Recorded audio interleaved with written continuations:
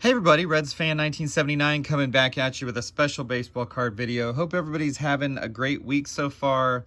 I've been a little bit sick off and on. I'm not sure really what it is. I actually took a COVID test. Thankfully it was negative, but ended up not going into work one day. I didn't want to make others sick. So anyways, I wanted to show you guys some recent pickups that I have, and I've kind of got a funny story about these two Ellies here. So let's get right into it.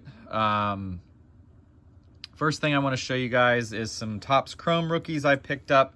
I kind of waited until I could get them at a decent price. Some of them are eBay pickups. Some are from Facebook. A friend of mine named Jeff, who I buy a lot of cards cheap from. So let me just show you guys here. Got Colt Keith, Andrew Abbott, Strand for the Reds. I have ordered the Noelvi Marte, but it hasn't shown up yet for some reason. It's been like out for 10 to 12 days. So we'll see if I get it or if I have to claim a refund from the seller.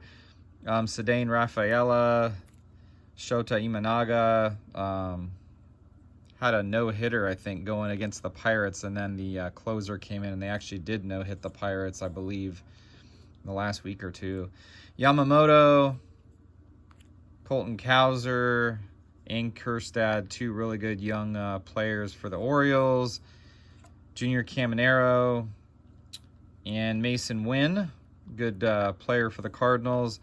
Then here's some that I top-loaded. Evan Carter, Jason Dominguez, Jackson Churio, Wyatt Langford, and Jackson Merrill, who might give Paul Skeens a run for his money for Rookie of the Year in the National League this year. I think they are saying actually he's favored, so it'll be interesting to see how that works out.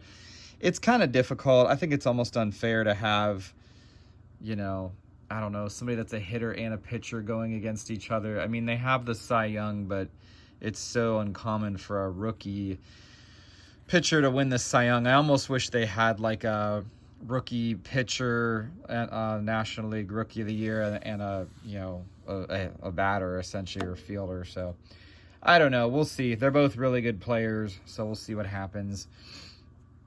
All right, the next thing I wanted to show you guys was a couple cool pickups. Really like the 2023 Topps Chrome Platinum Anniversary set.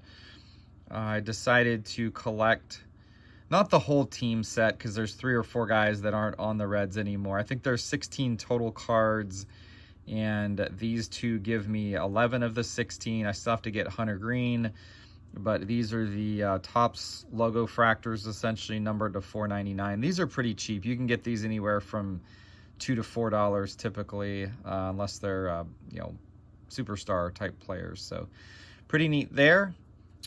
And oh, let's get this one out. This is a cool card. So there's a little story behind this one too. I've been trying to get this card for a while now. I missed out like 3 or 4 in a row auctions. You know, somebody bids me at the last second up by 50 cents. So these are kind of interesting. These were going for a really high price, you know, with the National, and a couple weeks after, they've dropped quite a bit in price.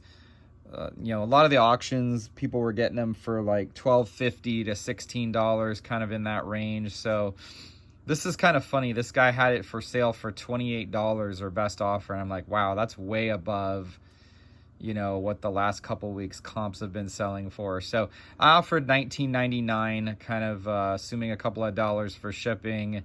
I thought it might be sent in a bubble mailer with tracking. I guess I should have looked a little more carefully. It was sent in a plain white envelope, but still packaged decent around it. So looks to be in good condition. I like the refractory kind of feel of this. It's not perfectly centered. It's just a hair thicker on the left than the right, but really cool.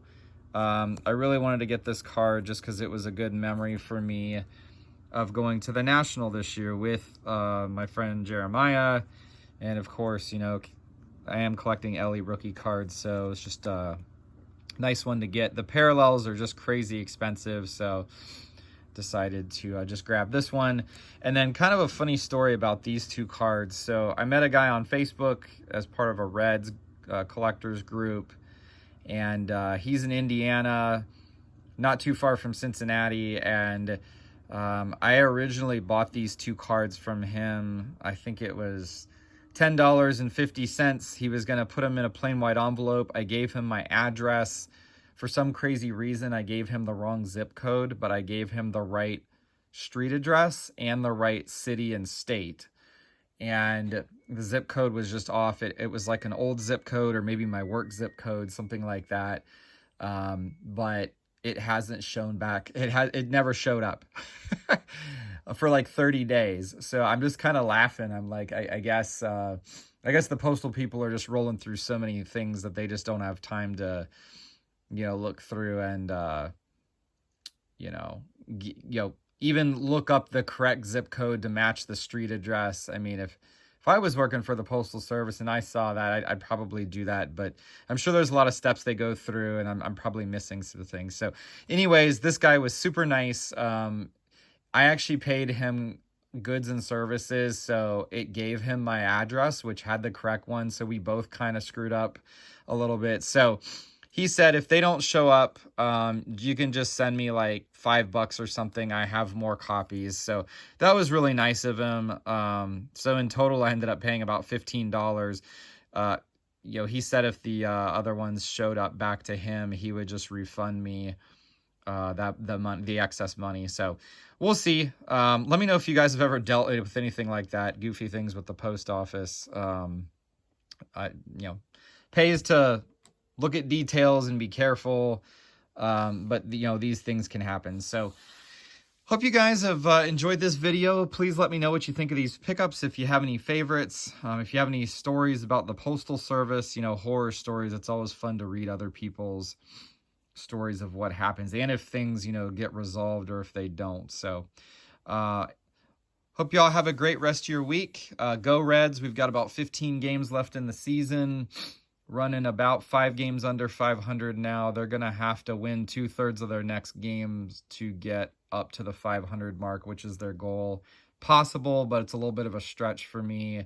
I just want to stay ahead of the Pirates, and they're like half a game behind us. And as long as we come out higher than them, I'll be happy. So anyways, all right, everybody, have a great rest of your week. Please like, comment, subscribe.